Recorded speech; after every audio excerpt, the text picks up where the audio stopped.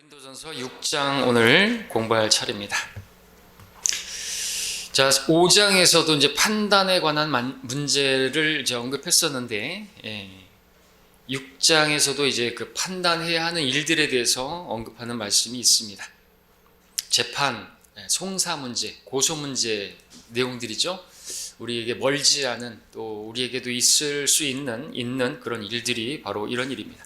자, 이런 문제에 있어서 성경은 또 답을 보여주고 있습니다. 어떻게 해야 되는지를 우리가 가르침을 받고 또 그대로 실행을 해야 되겠죠. 자, 1절에 보니까 너희 중에 누가 다른 사람에 대하여 문제가 생겼을 때 불의한 자들 앞에서 재판을 받으려 하고 성도들 앞에서는 하지 아니하느냐. 불의한 자들, 곧 구원받지 않은 세상의 법정에서 재판을 받는 문제, 이것이 하나님께서 원치 않는 것이다라는 걸 알 수가 있죠. 어떻게 불의한 사람들이, 의롭지 못한 사람들이, 그들에게 무슨 정의가 있고 공의가 있겠습니까? 사실 그렇죠? 세상에 무전유죄, 유전무죄, 그죠? 유전무죄, 무전유죄, 뭐 그런 세상인데, 변호사 잘 쓰면 혐의를 벗어나고, 세상에 또 법이라는 게 얼마나 모순입니까? 간음하면 죄가 아니고, 무슨 뭐 어떤 성적인 수치심을 느꼈다 그러면 범죄자가 되고, 뭐 그런 세상이지 않습니까? 그런 세상에다가 뭘 맡긴다?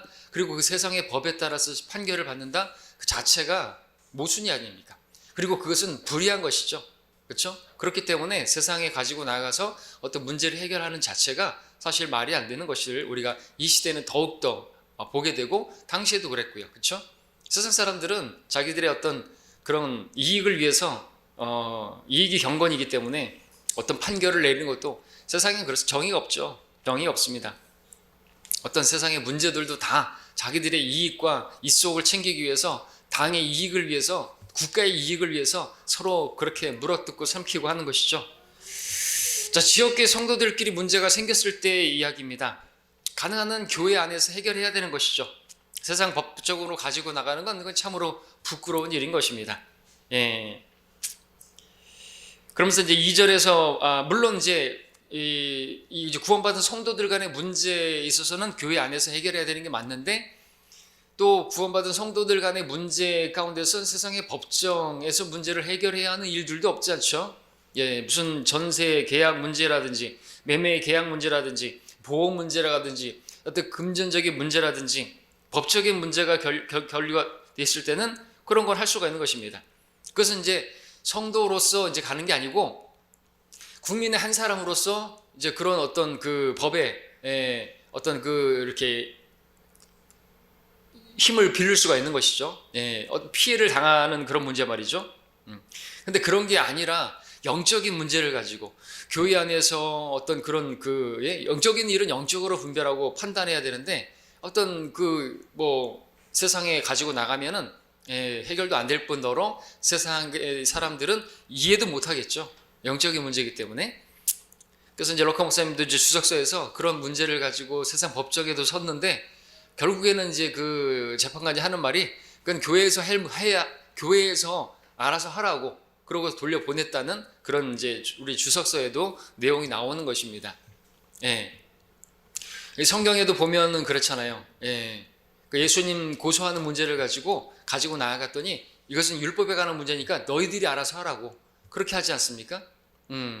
그런 우리 이제 어떤 성경에 관한, 어떤 영적인 권위에 관한, 어떤 교회의 치리에 관한, 징계에 관한 이런 문제를 왜 교회에서 하지 않고 세상에 가지고 나갔냐는 것이죠. 그런 게 아니라 무슨 매매 계약서라든지 보험 문제라든지 이런 문제는 얼마든지 그렇게 할 수 있다라는 것입니다. 왜냐하면 그런 일들을 위해서 세상 권세, 경찰이라든지 검찰이라든지 그런 재판소라든지 그런 것들이 있기 때문에, 경찰도 우리 로마서 14장에 따르면 하나님의 일꾼이라고 말하고 있지 않습니까? 악을 행하는 자들에게 벌하라고 하는, 그러기 위해서 그들이 주어지고 그들에게 우리가 세금을 내는 것이고, 그러니까 우리가 그런 이 혜택을 받는 것은 하나도 잘못된 것이 아니니까, 그런 문제가 아닌 문제를 가지고 우리가 세상에 어떤 것들을 가지고 나간다. 문제가 뭐죠? 이게 아주 뒤에서 보기 좀 엄연한 허물이 되는 거죠. 허물이 되는 것입니다. 그리고 이것은 믿지 않는 그 불의한 자들이 의롭게 되는데 문제가 생기죠. 구원받는데 문제가 생기는 것이죠. 하나님의 이름이 모독당하는 거 아닙니까? 교회가 욕먹는 일인 거죠. 어떤 무슨 그런 문제를 가지고 교회 안에서 일어난 그 문제가 바깥으로 드러나면 세상 사람들이 어떻게 생각해요? 교회가 문제라고. 또 뭐 저렇게 했다고. 그러면서 결국에는 빛과 소금의 역할을 감당할 수가 없는 그런 맛을 잃은 소금이 되어서 사람들이 이방인들에게 짓밟히는 그런 하나님의 이름이 모독당하는 그런 일을 당하는 것이죠. 그러니까 그런 일을 당했을 때 차라리 손해를 보는 것이 낫다. 이제 뒤에서 말씀하고 있지 않습니까? 그래서 그 7절에 보니까 그러므로 이제 너희 가운데 소송 사건이 있다는 것이 너희 가운데 엄연한 허물이 되나니 차라리 불의한 일을 당하는 것이 낫지 아니하며 차라리 속임을 당하는 것이 낫지 아니하냐. 그러니까 불의한 일을 당하고 억울한 일을 당하면 어떻게 하라 그랬어요? 베드로전서에서 억울한 일, 그 모든 걸 하나님 다 보고 계시니까 맡기라 그랬잖아요. 그렇죠? 그런 거 가지고 내가 불의한 일, 어떤 손해를 당했다, 내가 피해를 입었다. 그래서 그걸 가지고 나아가면 그것은 아주 허물이 되는 것이고 그것은 하나님의 방법이 아니고 누가 악을 악으로 갚으라 그랬어요. 선으로 악을 이기라 그랬지 않습니까? 오히려 불의하게 행하고 나에게 학대한다든지 그런 사람들에 대해서 선을 행하고 그죠?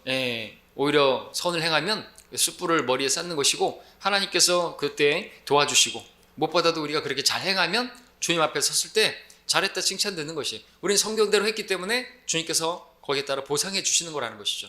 근데 우리가 성경을 거슬러서 뭔 일을 했다 그럼 끝이 안 좋아요. 결말이 안 좋단 말이죠. 거기에 승리했다 할지라도 아주 진흙탕 싸움만 될 것이고 또 간증을 다 잃어버리는 것입니다. 그렇게 육신적인 방법으로 했기 때문에 그 사람조차 다른 그리스도인들에게 아무런 간증이 못 되는 것이 그렇죠?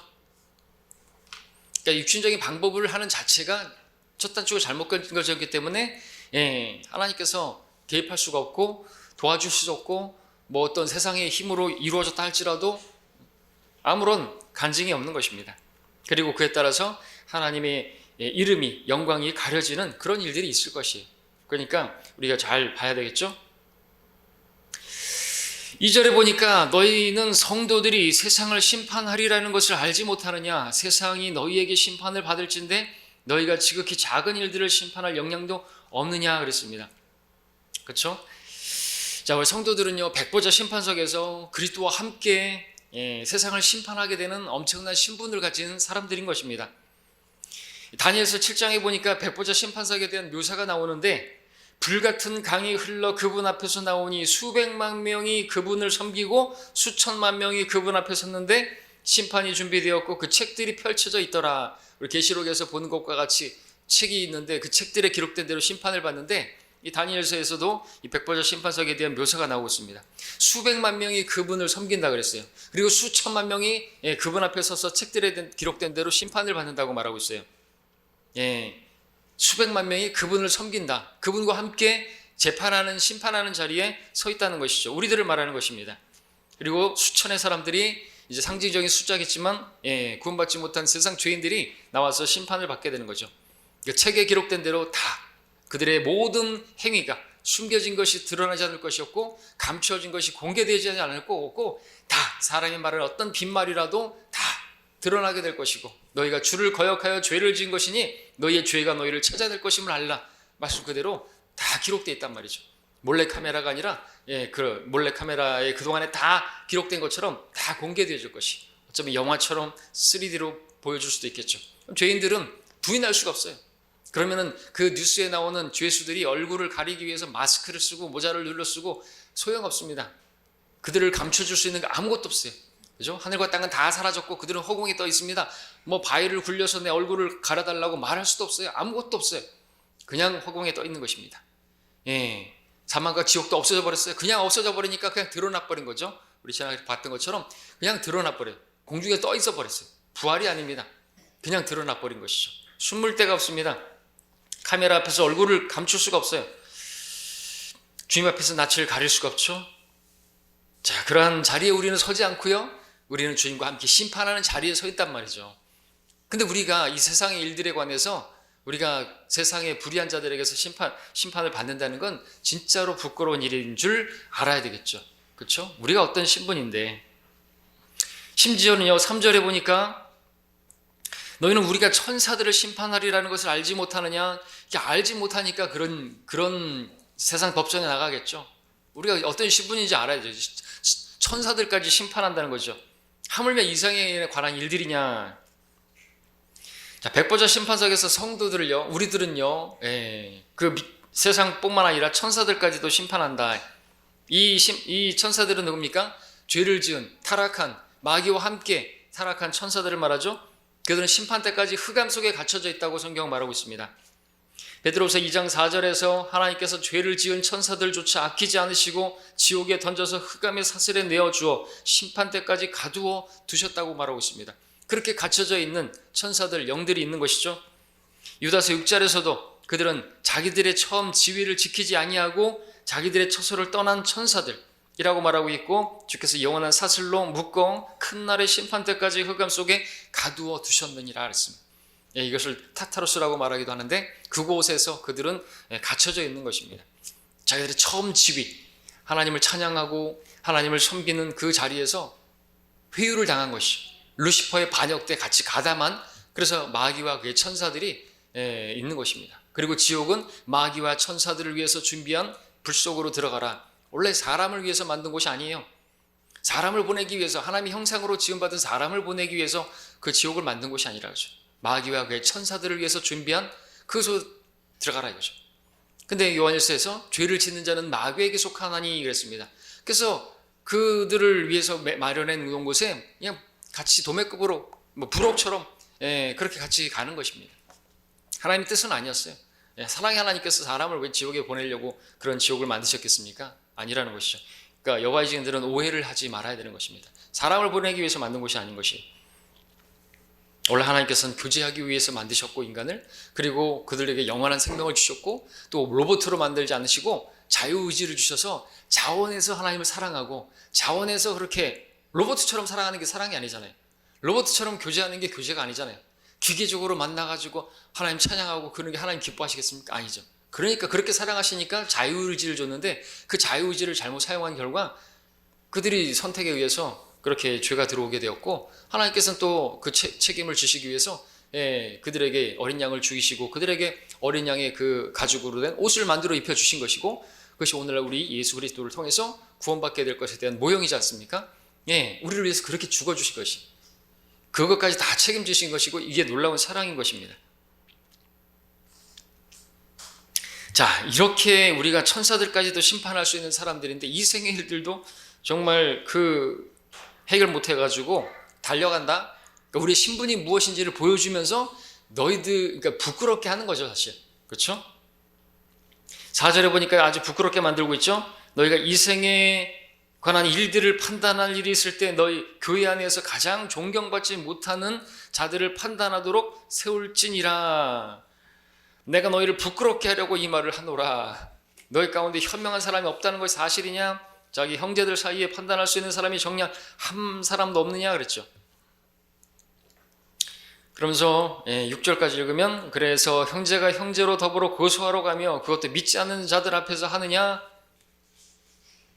아주 빈정거리고 있습니다. 부끄럽게 하려고 한다고 말하고 있습니다. 앞에서도 이제 앞에는 부끄럽게 하려고 하는 것이 아니라고 말하지만, 사실은 또 부끄럽게 하려고 그렇게 말한 것인데, 여기서는 아예 대놓고 부끄럽게 말하는 것이죠. 부끄러운 줄 알아야죠. 부끄러운 줄 알아야죠. 그런데 부끄러운 줄을 모르는 게 문제인 것이죠. 부끄러운 줄 모르는 정도가 아니라 어떻게 했어요? 자랑하고 있었어요. 뭘 자랑하고 있었어요? 자기 은사나 자랑하고 있었단 말이죠. 교회 안에 그런 문제가 있고, 그런 소송사건이 있고, 그걸 믿지 않는 사람들한테 가서 막 나가고 있는데, 교회 내에서 어떤 사람들은 자랑만 하고 있었다 이거죠. 누가 잘났네, 내가 잘났네, 우리는 그리스도파네, 우리는 바울파네, 아폴로파네. 아주 육신적이죠. 7절 8절을 넘어가겠습니다. 그러므로 이제 너희 가운데 소송사건이 있다는 것이 너희에게 어마어마한 허물이 되나니 차라리 불의한 일을 당하는 것이 낫지 아니하며 차라리 속임을 당하는 것이 낫지 아니하냐. 오히려 너희는 불의를 행하고 속이되 너희 형제들에게 하는도다. 형제끼리 소송사건이 있다는 것 자체가 허물입니다. 그럴 때 차라리 억울한 일을 당하고 손해를 보는 일을 당하는 것이 낫다라는 것이죠. 신약교회의 문제 해결 방식이 바로 이런 것이 되어야 한다라는 것입니다. 성경에 많이 말씀하고 있지 않습니까? 우리 주님께서 그 길을 걸어가지 않았습니까? 주님께서 부당한 재판을 받으셨잖아요. 아무런 죄도 없는데 억울한 일을 당하셨지 않습니까? 근데 어떻게 하셨어요? 그 모든 것들을 다 주님께 맡기고 그 길을 갔던 것이죠. 저들이 하는 짓을 알지 못합니다. 우리도 마찬가지. 저 형제가 지금 무슨 짓을 하는지 알지 못합니다. 그들을 위해서 기도하고 또 주님께 맡기고 우리는 그에게 선을 행하는 것입니다. 그러면은 그가 머리에 숯불을 쌓게 되는 것이고, 그때 하나님께서 심판하시면 복수는 누구의 것이에요? 하나님의 것입니다. 내가 복수하려고 하면 안 되는 것이죠. 그러면은 하나님께서 개입해 주시고 더 확실하게 심판해 주시는 것이죠. 물론 우리가 그렇게 잔인하게 하나님께서 그를 징계하시라고 그런 식으로 하는 건 아니지만, 그렇게 하면 하나님께서 개입해 주시고, 또 그렇게 하면 사람이 자기 행위가 주를 기쁘시게 하면, 우리가 성경대로 하면 주께서 그의 원수까지도 그와 화목하게 하시는 일이라 그랬지 않습니까? 진짜 화목하게 되기 원한다면 그렇게 주께서 원하시는 대로 주를 기쁘시게 하는 행위를 하면 되는 것입니다. 근데 잘 알지만 이거 실제로 하기가 어려운 게 사실입니다. 그렇죠? 우리가 성경을 아는 것, 그러니까 성경대로 아는 사람이 되면 안 되고 성경대로 믿는 사람이 돼야 되겠죠. 교회 안에 많은 문제들이 지금까지 일어났지만 그들이 모르는 게 아니에요. 지식은 다 있어요. 근데 이 머리에서 마음까지 내려와야 되는데 마음이 없으니까, 지식으로 있으면 교만해져 가지고, 이 고린도 교회들이 지식이 없었지 않았어요? 지식 안에서 부요했다 그랬어요. 근데 머리에서 마음으로 내려오지 않은 거죠. 제일 먼 거리가 뭐라 그래요? 머리에서 가슴까지 30cm 정도의 이 거리가 어느 정도의 거리냐면 하늘나라에서 지옥의 거리만큼이나 멀다 그랬죠. 왜 그런 줄 아십니까? 머리로 믿으면 지옥까지만, 마음으로 믿으면 하늘나라 가잖아요. 그러니까 머리하고 이 가슴하고의 거리는 하늘나라와 지옥과의 거리만큼이나 되는 것이. 우리 가운데서도 머리로 예수님을 영접하면 안 되는 거죠. 마음에 믿어 의에 이르고 입으로 고백하여 구원에 이르는 것입니다. 마음으로 믿지 않는 것은, 마음을 다하여 믿지 않으면 구원받은 게 아니라고 성경은 말하고 있는 것이죠. 자, 그래서 이런 것들이, 공부가 실제로 우리 머리로만 배우는 것이 아니라 마음으로 내려와야 되는 것입니다. 억울한 손해를 당했을 때 여러분들 생각해 보십시오. 갚고 싶고 복수하고 싶고 그럴 때 여러분들 말씀을 붙들어야 되는 것입니다. 그래야지 진정한 승리자고 이기는 자가 되는 것이에요. 우리 환난 때 이기는 자들은 아니지만 우리 이 땅에서 이기는 자가 되어야 되는 거죠. 말씀대로 하면 우리의 이기는 믿음이 어디, 요한일서 4장에서 뭐라 그래요? 우리가 세상을 이기는 승리는 우리 믿음이라 그랬잖아요. 그죠? 뭘 믿어요? 하나님 말씀을 믿는 거죠. 예수님을 믿는 거죠. 예수님께서 나를 대신해서 그 일을 해주실 것이고, 내가 이렇게 잘 행하면 하나님께서 개입하시고 싸워주실 것이라고 믿는 믿음이 승리를 가져오는 것입니다. 잠언 20장 22절에서 너는 내가 악을 갚으리라 하고 말하지 말고 주를 기다리라. 그리하면 그가 너를 구원하시리라. 혼의 구원을 말하는 게 아니고요. 그 어떤 위험과 그런 재난과 그런 피해로부터. 로마서 12장 17절에서 아무에게도 악으로 악을 갚지 말고 모든 사람 앞에서 정직한 일을 도모하라 그랬습니다. 그가 나에게 불의하게 행한다고 내가 똑같이 그렇게 불의하게 행하고 그렇게 해서 될 문제가 아니라는 것이죠. 그러면 그래도 심판석에서 아무런 상관없이 그런 일들 당하는 것조차도 하나님께서 우리가 상을 주시기 위해서 그런 일들도 허락하시는 것입니다. 고난도 그렇고 억울한 일도 그렇고 어떤 핍박을 당하는 것도 그렇고, 그렇죠?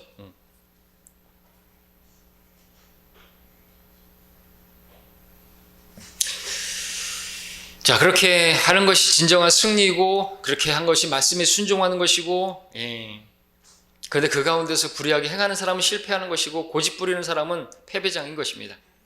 그리고 형제에게 불의를 행하는 자들에게는 주님께서 벌을 하시는 분이시다. 벌하시는 분이라고 성경 곳곳에서 말씀하고 있죠. 데살로니가서 4장 6절에서는 어떤 문제에 있어서도 정도를 지나쳐 자기 형제를 속이지 말라. 이는 우리가 미리 경고하였고 증거한 바와 같이 주께서는 이러한 사람들에 대하여 벌 주시는 분이시기 때문이라 했습니다. 자, 이것을 알고 있기 때문에 그리스도인들은 불의한 자의 악을 악으로 갚지 않고 모든 걸 하나님께 맡길 수 있는 것입니다. 다음 9절에서 보면은 불의한 자가 감수해야 될 엄청난 불이익을 경고하고 있는데, 9절에 보면 불의한 자는 하나님의 나라를 상속받지 못한다는 것을 알지 못하느냐. 이 불의한 자는 구원받은 사람을 말하는 것이에요. 예, 여기서 말하는 불의한 자는 그러니까 의롭게 행하지 않는 의롭게 된 사람이죠. 구원받은 죄인을 말하는 거죠. 구원받은 죄인이 불의를 행하는 것이에요. 형제를 속이고. 자, 이러한 사람들은 상속받지 못하는데 뭘 상속받지 못하는 것인가 하니까 하늘나라 못 간다는 게 아니에요. 하나님의 나라를 상속받지 못한다는 거죠. 상속이라고 하는 것은 구원이 아니에요. 구원은 선물이기 때문에 나의 행위와 상관없지만 상속은 나의 행위와 상관되어 있는 것이죠. 내가 행위가 더럽고 불의하면 상속받을 게 없어요. 내 행위가 더러운 게 뭐죠? 속지 말라 음행하는 자들, 음행하고 우상숭배하고, 우상숭배 뭐예요? 탐심이죠. 예, 빼앗겠다고 그렇게 약탈하고 하는 것이죠. 간음 않는 자들이나 여자처럼 행사하는 자들이나 남자 동성애자들이나, 여러분 동성애자들은 과거에도 있었고 이때도 있었어요. 지금만 있는 게 아니에요. 근데 점점 심해질 것이고 마지막 때 주님 오실 때는요, 예, 노아의 날들과 같을 것이고 롯의 날들과 같을 것이고, 그렇기 때문에 우리는 그 동성 연애자들을 반대하는 뭐 시위라든지 이런 거 하지 않아요. 왜? 그런 것은 오게 돼 있어요. 그걸 막을 수 있다고요? 막을 수 없어요. 그걸 막을 수 있으면 주님의 오심도 막을 수 있다는 얘기예요. 왜요? 동성연애뿐만이 아니에요. 이방인들의 충만함이 가득 차기까지는 그날이 오지 않습니다. 이방인의 충만함이 뭐예요? 죄의 충만함 하는 거죠. 개혁성경처럼 이방인의 충만한 수가 들어오기까지는, 그러니까 수라고 되니까는 뭐 이방인 중에서 구원받은 수가 딱 채워지면 주님께서 오신다, 아니에요. 성경 한 글자가 틀리니까 그렇게 선교사들이 열심히 다니면서 막 그 이방인들 구원 뭐 숫자를 채우려고 애를 쓰는데 아니에요. 이방인의 충만한 수가 아니라 이방인의 충만함이 차기까지는, 그 잔에 충만한 이 진노의 포도즙 잔에 이게 넘치는 거죠. 차고 넘치면 이제 하나님 심판하시는 거죠. 그래서 죄가, 어떤 죄가 제일 가증할까요?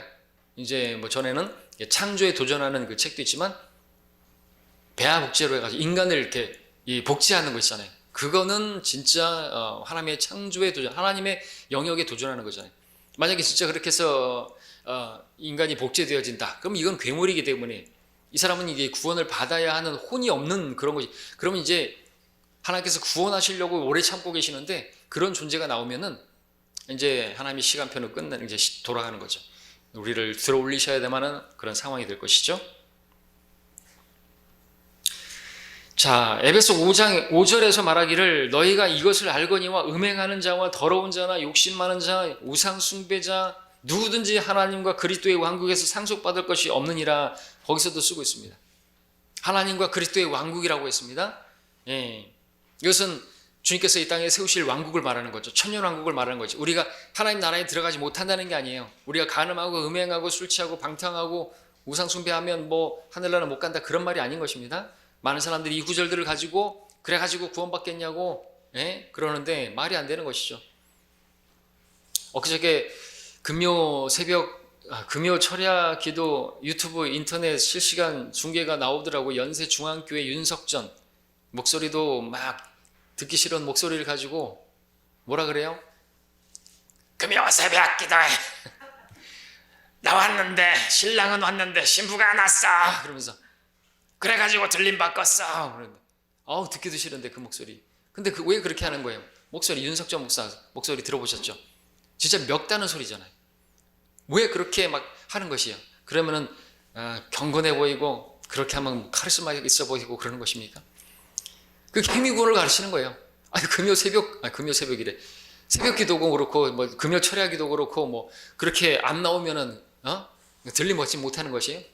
현명한 다섯 처녀와 같이 그런 데도 나와가지고 깨워가지고 금요일도 나와야 되고 새벽에도 나와야 되고 주일에는 빠져먹으면 안 되고 그래야지 들림 받는 그런 신부가 되는 것이냐고죠. 그런데 앉아있는 사람들이 얼마나 괴롭겠냐고죠. 교회 종로로 사게 만드는 거죠. 자유가 없어요. 자유가 없어. 무거운 짐을 지어놓고 자기는 손 하나 까딱하지 않고, 물론 자기도 나오고서 하겠지만, 그리고 자기 놀잖아요. 사람들은 또 직장 가서 일을 해야 되는데 새벽 기도 나오라 그러고 또 금요 철야 기도 나오라 그러고 토요일 찬양 예배 나오라 그러고, 하여튼 교회에서 다 살라 그래. 그러니까 믿지 않는 사람들이 미쳤다 그러죠.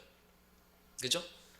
교회 종놀이 하게 만드니까 아주 그냥 예수님 믿으니까 미쳐가지고 교회에서 아예 산다고. 나중에 진짜 교회에서 아주 진짜 살아버려요. 사이비 같은 데는. 그러니까 그런 행실이 이방인들에게서 욕을 먹게 하는 것입니다. 진짜 불쌍한 사람들이죠. 윤석전의 노예들이 되는 것이. 그걸 분별하지 못할까요? 씌었으니까 그렇죠. 씌어가지고. 자, 속지 말라 말하고 있죠. 9절에서 속지 말라. 누구에게 속지 말아야? 속지 말아야 됩니다. 속이는 자들이 너무 많아요. 마귀에게 속지 말아야죠. 자기 자신에게도 속지 말아야 되죠. 또 자기 자신을 속이지도 말아야죠. 자기가 구원받지 않았으면서 구원받았을 거라고 착각하지 말아야 돼. 속지 말아야죠. 창세전부터 자기가 택함 받은 자라고 속이지 말아야죠. 나는 하나님께서 창세전에 이미 택함 받은 사람이요. 속이지 말아야죠. 그걸 어떻게 할 거예요? 구원의 확신도 없으면서, 구원의 확신도 없으면서 자기가 구원받았을 거라고 자기 스스로를 속이지 말아야 돼. 그 대가는 엄청난 것입니다. 그렇죠? 하나님의 나라 상속받는 문제로 인해서 속는 일이 없어야 됩니다. 이 땅에 천년왕국이 없다고 가르치는 무천년주의자들에게 속지 말아야 되고요. 또 천년왕국이 이 교회를 통해서 이루어진 다음에 주님 오신다고 하는 그런 후천년주의자들에게 속지 말아야 되는 것입니다. 그런 자들이 많아요. 로마 카톨릭에 속지 말아야 되고 그렇습니다. 10절 도둑질하는 자들이나 탐욕을 부리는 자들이나 주정뱅이들이나 욕설하는 자들이나 착취하는 자들은 하나님의 나라를 상속받지 못하리라 그랬습니다. 구원받은 사람임에도 불구하고 이런 짓을 할 수가 있다라는 거죠. 고린도 교회는 더더욱 그랬고요. 문제는 하나님 나라를 상속받을 게 없어요. 구원에는 문제가 없어요.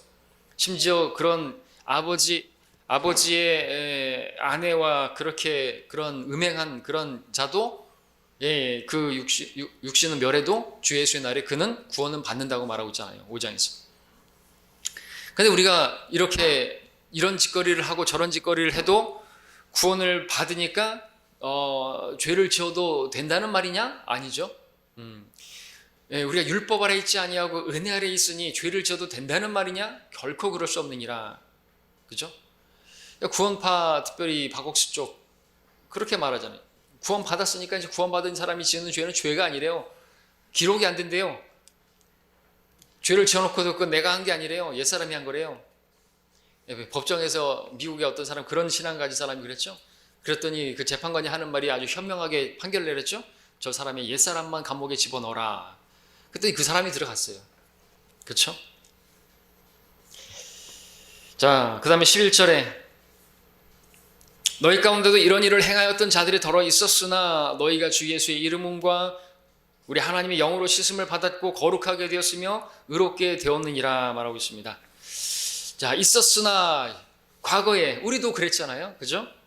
과거형으로 기록하고 있습니다. 과거에 그랬던 사람들일지라도 현재는 어떻다는 겁니까? 그런 사람들이 아니라는 것이죠. 주 예수의 이름과 우리 하나님의 영으로 씻음을 받았고 거룩하게 되었고 의롭게 되었느니라 완료 시제입니다. 한 번 구원은 영원한 구원인 것입니다. 의롭게 된 것이에요. 거룩하게 된 것입니다. 씻음을 받은 것입니다. 예수님이 또다시 우리를 위해서 피 흘려 죽으실 필요가 없어요. 단 한 번에 영원한 속죄제를 이루셨다고 말씀하고 있습니다. 우리 구원은 누구도 빼앗아갈 수 없고 구원은 취소될 수가 없어요. 그래가지고 들림 바꿨어 하는 이런 사람들에게 속지 말아야 되는 거예요. 윤석전 같은 그런 싹군 그런 마귀 자식한테 속지 말아야 되는 거예요. 근데 그런 데는 보면 조회수도 많고 또 실시간 그 하는 인터넷 하는데 많은 사람들이 시청하고 있고 그렇죠? 많은 사람들이 가는 곳이에요. 좁은 길을 가는 거예요. 조금 전에 아까 부산 성경침 예배 오전 성경 공부 10시 시작해가지고 보니까 시청자 수가 8명이더라고요. 8명. 근데 8명을 위해서 많은 것이죠, 그것도. 교회에 함께 못하는 부산에 이렇게 성도님들이 계셔서 인데 신실간을 하시는데 오전 성경 공부에 18명이면 뭐 적은 게 아니에요. 한 명이라도 그런 필요가 있어서 이제 만든 것이거든요. 자, 그 다음에 보겠습니다. 12절의 말씀. 모든 것이 내게 합법적이나 모든 것이 유익한 것이 아니요 모든 것이 내게 합법적이나 내가 어떤 권세에도 얽매이지 아니하리라. 자, 우리 그리스도인들에게 자유가 있는데 자유를 어떻게 행사해야 되는가? 그 부분에 대한 말씀이죠. 모든 것이 합법적이에요. 그렇다 할지라도 그게 다가 아니라는 것이죠. 내가 그거 하는데 뭐 문제가 있어? 없어요. 내가 돼지고기 먹고 그러는데 문제가 있어요? 없어요. 우상에게 바쳐진 그 제사 음식 먹는데 내가 문제가 있어요? 없어요. 마음대로 먹을 수 있단 말이죠. 근데 문제는 다 세워주는 것이 아니다 이거죠. 예, 여기서 또 유익한 것이 아니다 그렇게 말하고 있죠.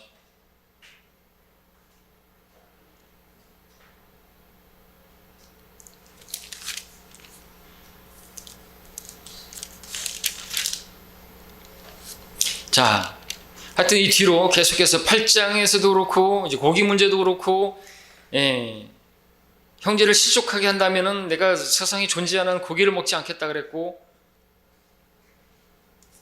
무엇이든지, 그리고 7장에서도 그렇고, 예, 9장 계속해서 말하는 것은 우리가 무엇을 하든지 간에 하나님 영광을 위해서, 10장에서도 그렇고 무엇을 하든지 다 먹든지 마시든지, 뭐 우상에게 바쳐진 뭐 고기를 먹든지 안 먹든지 그게 하나님 영광을 위한 것이냐, 하나님 영광을 가리는 것이냐 이거죠. 그리고 이 다른 지체를 실족시키는 거냐, 아니면 세워주는 것이냐. 세워주는 것이면 그 하라는 것이거든요. 실족시키거나 또 상처를 받거나 뭐 의심스러워 한다든지 그러면 하지 말라는 것이거든요. 그렇죠? 자, 합법적입니다. 정당하고 합당하다는 뜻입니다. 우리에게는 그런 것 자유가 있습니다. 무엇이나 할 수 있습니다. 주의할 것이 있습니다. 근데 무엇이나 유익한 것이 아니다라는 것이죠. 예, 모든 것이 유익한 것이 아니다. 합법적인데 유익한 것이 아니다. 유익한 것을 위해서 해야 되는 거죠. 자, 그리스도인들은 무엇이나 할 수 있는데 또 그 무엇에 지배를 받아서도 안 된다는 거예요. 어떤 권세에도 얽매이지 아니하니라 그랬습니다. 내가 하는 그것이 나를 얽매이는 것이면 하지 말라는 것이거든요. 그것에 내가 종이 되는 것이에요. 죄에는 권세가 있습니다. 죄에는 권세가 힘이 있어요. 그래서 죄를 짓는 자는 죄의 종이 된다 그랬잖아요. 정복을 당하면 정복한 자의 종이 된다 그랬습니다. 내가 무엇인가의 종이 돼버리면 안 돼요. 중독돼 버리면 안 돼요. 게임이라든지 인터넷이라든지 뭐 무슨 도박이라든지 술이라든지 담배라든지 그런 것들이 나를 얽매이게 만든다. 그러면은 그런 자유는 없어요. 그런 것은 하지 말아야 되는 거죠. 유익하지도 않을 뿐만 아니라 그것에 내가 얽매인다면 그런 건 버리라는 것이거든요. 어떤 권세에도 우리가 매이지 않는 자유가 우리에게 있는 거죠. 그러니까 내가 그것을 하면은 내가 그 매인다. 그거 하지 않으면 막 내가 금단 현상이 있고 또 내가 그걸 하지 않으면 자꾸만 그 생각만 나고 그러면 하지 말라는 거거든요. 그리고 그런 것이 예상된다면 하지 말라는 것이거든요. 하지 말아야 되는 거예요. 그 나에게 유익한 게 전혀 없는 것이죠. 또 그걸 다른 성도들에게도 유익한 게 전혀 없는 것이죠. 더 넓게는 이제 우리 교회 안에서도 마찬가지입니다. 내가 하는 것들이 다 세워주는 것이 아니라면 하지 말아야 되는 거예요. 나를 세우기 위해서 하는 거, 또 나 편하고자 하고, 나 편하고자 막 그냥 뭐 지각하고, 예배 안 드리고, 띄엄띄엄 예배 드리고, 그거는 그런 자유까지 주신 건 아니거든요. 그렇죠? 무엇을 하든지 다 세우는 것을 위해서 하라고 그랬고, 하나님 영광을 위해서 하라고 그랬지, 우리가 진리를 통해서 자유케 되었다고 해가지고 내 마음대로 방종하게 살아도 된다는 그런 자유는 없는 것입니다. 자, 지배받지 않을 수 있는 자유, 무익하기 때문에 그만둘 수 있는 자유, 이런 자유가 우리에게 있는 것이고 그리스도에는 그런 자유를 행사할 수 있어야 되는 것이죠. 나 그런 거 싫어. 나를 얽매일 것 같아서 난 안 해 그런 거. 난 도박 같은 거 안 할 것이요. 저 같은 경우에는 제일 저기 했던 게 그거예요. 도박이에요, 도박. 왜? 제가 예전에 포크레인 중장비를 할 때는 그런 사람들은 다 맨날 일 안 하면 그냥 포카만 하거든요. 진짜 재밌습니다. 제가 그리고 이제 구원 받고 나서도 이제 어렸을 때 이제 예비군 훈련 가고 가면 거기서 또 다들 이걸 하고 있잖아요. 그 당시 포카를 하고 있고 뭐 훌라를 하고 안 갔어요. 왜? 제가 거기 한번 딱 들어가면은 제가 헤어나지 못할 걸 알기 때문에 그만둬 버렸어요. 근데 하게 되면 계속 빨려 들어가거든요. 여러분들도 그런 것이 있을 것이에요. 예, 한번 그걸 딱 하게 되면 계속 들어가는 거죠. TV 드라마 같은 거 보면 그 연속 드라마 뭐 이런 것들 있잖아요. 끝날 때까지 계속 봐야 되는 거 아니에요. 그 다음에 스토리가 궁금해가지고 일을 해도 뭔 생각이 거기만 집중되잖아요. 예전에 어떤 그리스도인이 그랬어요. 저기 목포 사는 형제인데, 서울에서 이제 선교주간 행사 끝나고 하는데 같이 태워다 주고 내가 목포까지 태워다 주는데 그 형제를 목사님 좀 빨리 좀 가면 안 될까요? 왜요? 10시까지 가야 되는데요. 왜요? 드라마 볼 시간이라.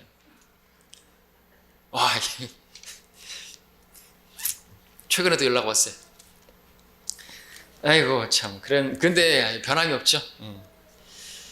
뭐 하려고 전화를 했어요? 자, 뭘 볼래야 됩니까? 그 다음에 보겠습니다. 13절이죠? 13절 14절 보겠습니다. 자, 음식은 배를 위하고 배는 음식을 위하나 하나님께서 이것과 저것 둘 다 패하시리라. 이제 몸은 음행을 위하지 아니하고 주를 위하며 주께서는 몸을 위하시느니라. 하나님께서는 주를 살리셨으니 그분의 능력으로 우리도 살리시리라. 실로 음식은 배를 위하는 것 같고 배는 또 음식을 위해서 있는 것 같습니다. 그러나 하나님께서는 이 둘 다 패하실 것입니다. 그죠? 더 이상 우리는 이제 주님 같은 몸을 입게 되면은 더 이상 이제 음식이 필요 없어요. 배는 음식을 위해 있지 않아요. 그때는 진짜 주를 위한 몸이 될 것이죠. 영적인 뭐 주를 찬양하고 그런 몸이 될 것입니다. 근데 지금은 어때요? 배가 음식이 없으면 아무것도 못하는 정말 연약한 음식 앞에 굴복하는 팥죽 한 그릇 앞에 무릎 꿇는 그런 몸이지 않습니까? 자, 근데 그런 걸 다 패하는 것이에요. 그러니까 우리가 좀 큰 눈을 바라보는 것이죠. 우리 몸은 음식을 위해 있지 않다는 거죠. 앞으로 우리가 어떤 몸이 입게 될 것인가. 그러니까 우리 몸을 하나님께 드리라고 말하고 있는 것입니다. 그리고 하나님께 드리면 하나님께서 우리 몸을 위하신다고 말하고 있는 것이죠. 여러분들 건강하기 원하십니까? 그러면 여러분의 몸을 주님께 드리십시오. 그러면 그 몸을 하나님께서 사용하시고 사용하실 수 있도록 하나님께서 건강도 주신다라는 거죠. 물론 뭐 하나님께서 때로 우리에게 우리 연단을 위해서 건강도 잃게 하시고 그저 바울처럼 그럴 수 있지만 하나님께서 기본적으로 우리가 주를 위한다면 주님께서 우리를 위하신다 그래요. 우리 몸이 음식을 위해서 먹고 사는 것을 위해서 막 우리 몸뚱아리 굴리고 그럴 게 아니라 주를 위하면 주님께서 우리 몸을 우리가 먹을 것을 입을 것을 책임져 주신다 그러잖아요. 먹을 거 입을 거 구하지 말고 하나님 나라를 구하고 주를 위해서 구한다면 하나님께서 주신다라는 거죠. 우리가 필요로 하는 그 건강도 먹을 것도 입을 것도 마실 것도 주신다는 거죠. 이게 믿어야죠. 그렇죠? 하나님 나라는 먹고 마시는 것도 아니잖아요. 자, 그 다음 15절부터 말씀 보겠습니다.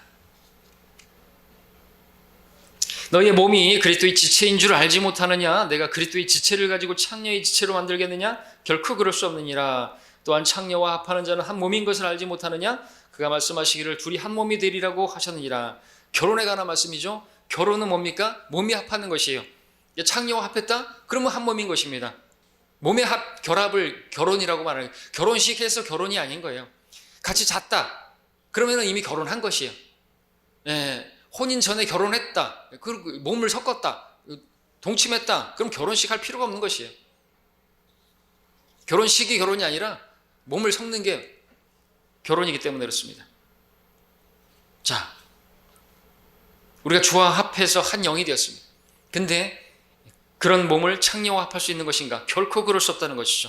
그것은 자기 몸에게 죄를 짓는 것이다. 18절에서 말하고 있는데 또 음행을 피하라. 사람이 범하는 죄마다 몸 밖에 있지만 음행하는 자기 몸에 죄를 짓는 것이라. 여기 자기 몸이라는 것은 자기 배우자의 몸을 말하는, 자기 배우자를 말하는 거예요. 왜냐하면 자기 배우자와 나는 한 몸이기 때문에 그렇습니다. 사람마다 몸 밖에서 죄를 짓지만 음행하는 자는 자기 몸에 죄를 짓는 것이다. 다른 죄는 몸 밖에서 짓는 것인데 음행하는 죄는 자기 몸에게, 자기와 하나 된 한 몸인 이 아내에게 죄를 짓는 것이에요. 그렇기 때문에 이러한 음행한 연고는 이 음행은요, 결혼을 스스로 파괴한 것이기 때문에 이혼의 사유가 되는 것입니다. 누구든지 음행한 연고 외에 자기 아내를 버리는 다른 여자와 혼인한 자는 간음한 것이오라 그랬죠. 음행이 이혼의 정당한 사유인 것이에요. 지금 이 세상 어떠세요? 간음해도 죄가 아니고 그렇게 간통해도 이혼 사유가 되나요? 안 되죠? 법적으로 문제가 없대요. 세상이 그런 세상입니다. 자, 음행이 한 몸에 대해서 직접적으로, 아내에 대해서 직접적으로, 자기 몸에 대해서 직접적으로 짓는 죄이기 때문에 스스로가 한 몸을 깨트린 것이기 때문에 음행을 저지르는 순간 부부는 둘로 깨졌기 때문에 이미 이혼한 것이기 때문에 이혼 서류에 도장 찍는 건 아무 문제가 안 되는 것입니다. 자, 19절 20절 또한 너희 몸은 너희가 하나님으로부터 받은 바 너희 안에 계신 성령의 전인 것을 알지 못하느냐? 너희는 너희 자신의 것이 아니니라. 너희는 값을 지르고 산 것이니 그러므로 하나님의 것이 너희 몸과 너희 영으로 하나님께 영광 돌리라. 우리 몸이 성령의 전이라고 말씀하고 있습니다. 우리 몸이 우리 것이 아니라고 말씀하고 있습니다. 이 사실을 인정할 수 있어야 되겠죠? 이전에 우리 몸은 우리 것이었다고 생각했습니다. 내 인생은 나의 것이라고 외치며 노래했습니다. 그러니까 지금은 성령께서 들어와셔서 그렇게 사시는 성전이 되었습니다. 내 것이 내 것이 아닌 거예요. 내 몸은 이제 주님의 것이 된 거예요. 주님께서 값을 지불하고 산 성전이 된 것입니다. 값이 엄청난 거죠. 몸값은요, 우리의 몸값은 얼마 값이 된 줄 알아요? 우리 몸값은 예수님 값이 된 것이에요.